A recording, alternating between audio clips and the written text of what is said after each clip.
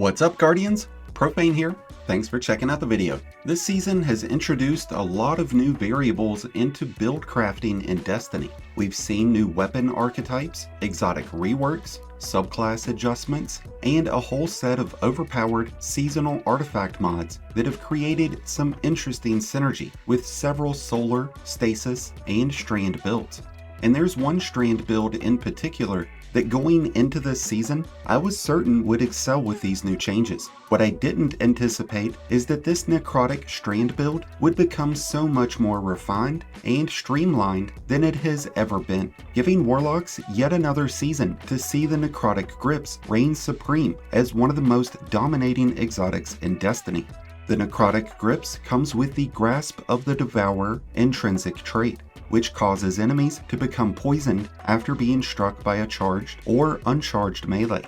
After being hit, enemies will endure 10 seconds of poisoning damage, equating out to be over 1,300 points in unmultiplied damage. Once dead, enemies affected by this poison will spread more poison to nearby enemies. This is an effect that provides such amazing synergy with every subclass. With Stasis, you get the combination of freezing and poison. With Solar, you get Scorch and poison. But Strand is really where the Necrotics feels like it belongs, and thanks to the introduction of a new exotic catalyst, the Thorn has provided better synergy with this Strand Necrotic build than ever before. The Necrotic grips pairs up beautifully with all of the weapons of sorrow, but with improved range and handling, along with a massively overflowed magazine, the Thorn is really going hard this season. You're getting a double dose of high-powered poisonous effects when running these two exotics in tandem. With these new changes, the Thorn feels almost like a more precise counterpart of the Osteostrega. The Thorn will benefit with the addition of the Unstoppable Hand Cannon mod, giving the Thorn the ability to stun unstoppable champs. While it has certainly proven its worth, the Thorn isn't the only exotic that will excel with this build, especially once you factor in the new seasonal artifact mods that we'll talk about here soon. The Quicksilver Storm can stun overload champions this season. It includes its own grenades and creates its own tangles, and it will perfectly complement the use of the Necrotic grips. The Broodweaver subclass includes 3 arcane needle charges that unravel targets on impact. Unraveled targets emit tiny strand threads that deal bonus damage, which pairs up nicely since these needles will inflict poison as well. On top of 3 arcane needles, we'll also have the centerpiece of our ensemble, the Grapple Grenade. On impact, this inflicts massive area damage that unravels all targets within a 4-meter radius, and with Necrotic grips equipped, those targets will be instantly poisoned. While it might not have the over-the-top power of a Titan, this grapple attack will decimate any low-ranking enemy, and it will inflict massive damage onto champions, tormentors, and bosses, giving you a very versatile build that can be effective from a distance or up close and personal. When we look at the other areas of our class tree, we have the Wanderer as our first aspect. This causes threadling final blows to create tangles, and whenever we throw a tangle, it will detonate and it will suspend targets caught within its range. Unfortunately, suspended targets don't stay up quite as long as they used to, but this is still immensely beneficial to be able to entrap and immobilize your enemies so that you can maintain control of every engagement. We're also using Mind Spun Invocation. This enhances each of our grenade choices in very unique ways, and with the Grapple Grenade, it will cause 3 threadlings to spawn and attack targets when our grapple melee is performed, giving those toxic melee attacks a lot more power. And since threadlings will be able to generate tangles, we'll be able to immediately suspend any targets that are still standing after getting hit with our grapple melee. In terms of fragments, our goal is to increase the uptime of our abilities, so we're using Thread of Generation. This provides a small amount of grenade energy as we deal out damage of any kind. While this is only a small amount of energy, it's provided off of each hit from a weapon, melee, tangle, threadling, or super. And since we're using Necrotics and Thorn, enemies will constantly be taking tick damage, which is going to cause Thread of Generation to put in some major overtime.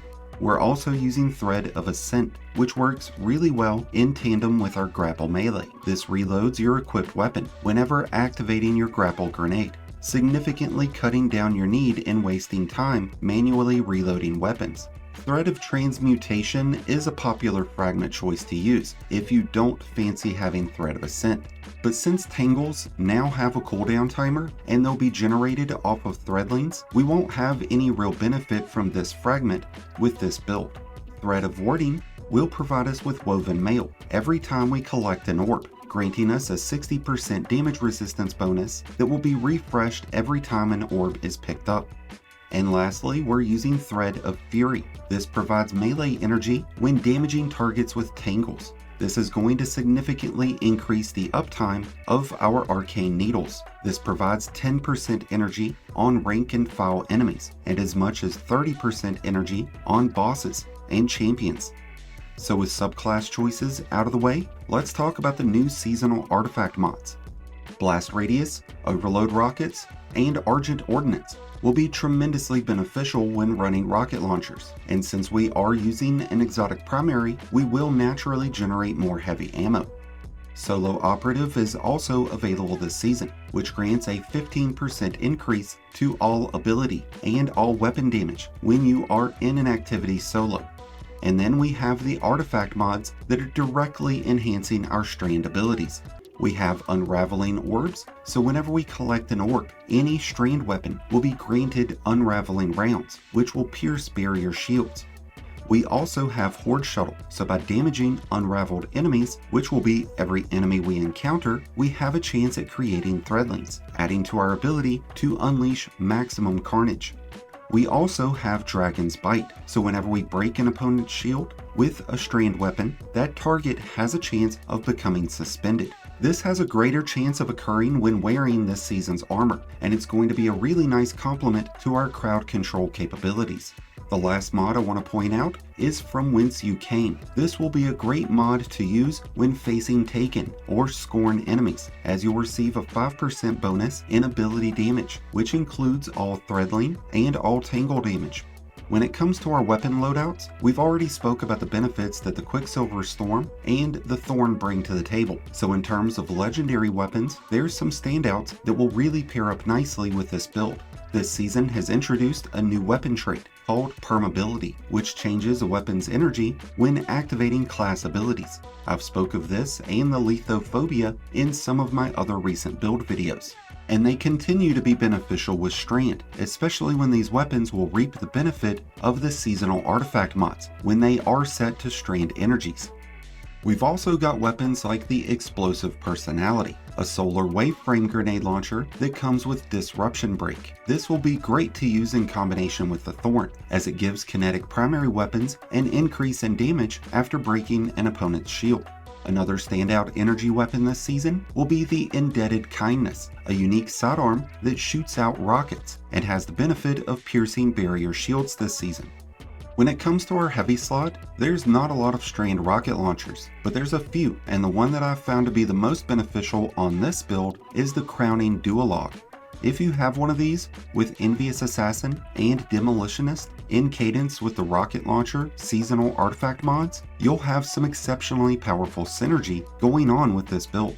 But the one heavy weapon that I've grown most passionate about this season is the Marcato 45, a heavy machine gun that can drop with Slice, which severs enemies, reducing their damage output by 40%. This can also drop with Golden Tricorn, Hatchlings, Onslaught, or Surrounded, making it an incredibly versatile weapon to use with this build. Switching gears, let's take a look at our armor and armor mods. The main character stat to focus towards will be Discipline and Strength, which will help improve the uptime of our arcane needles and grapple melee. Resilience and Recovery continue to be character stats that you need to focus on when entering endgame content like Grandmasters. This reduces the overall damage that you take. It increases how quickly your health recovery begins and how fast your Rift energy comes back. When it comes to our armor mods, our goal is to complement our focus on grenade and melee use. We want to generate as many orbs as possible because those are going to give us Woven Mail, and they'll give Strand weapons Unraveling rounds. Orbs will also give us armor charges, and they'll activate a number of armor mods that we'll talk about shortly. Using Reaper, Heavy-Handed, and Helmet Siphon mods will all help generate orbs, and as we collect orbs, we'll gain armor charges. And with the use of Grenade Kickstart, when we perform our grapple melee, those armor charges will be converted into grenade energy, significantly improving the uptime of our grapple melee. With 3 armor charges consumed, we'll get around 30% grenade energy. Now, on our chest, we're mainly utilizing resistance mods, but Charged Up can provide an additional armor charge, so that way we'll get more grenade energy when Grenade Kickstart is activated. On our boots, we're utilizing Absolution, Invigoration, and Recuperation. These will provide us with health, grenade energy, and energy to all 3 abilities every time we collect an orb. And with Bomber mods on our class item, we'll also gain grenade energy when casting our Rift near enemies. So between these armor mods and our Strand Fragments, we'll have amazing uptime on all of our abilities, making us a walking toxic bomb that's going to annihilate everything in Season of the Wish. And with that said, we've covered all the ins and outs of this amazing Strand Necrotic Warlock build in Season of the Wish, a build that you definitely need to try out, and once you have, let us know how much you enjoyed it. So be sure to sound off in the comments below your thoughts on the Necrotic Grips, the Thorn, and all things Desitny. Thank you as always for checking out the video. If you enjoyed and found it helpful, then be sure to hit that like button below, along with the subscribe button if you're new. Both are greatly appreciated, and both really do help support the channel. If you're a new Light Guardian, just starting your journey, or a battle-hardened veteran, just looking for a new home, then be sure to check out the Discord link in the description below and join one of the greatest communities in all of Desitny. If you're in need of copying today's build, you can easily do so by visiting the Desitny item manager link in the description as well.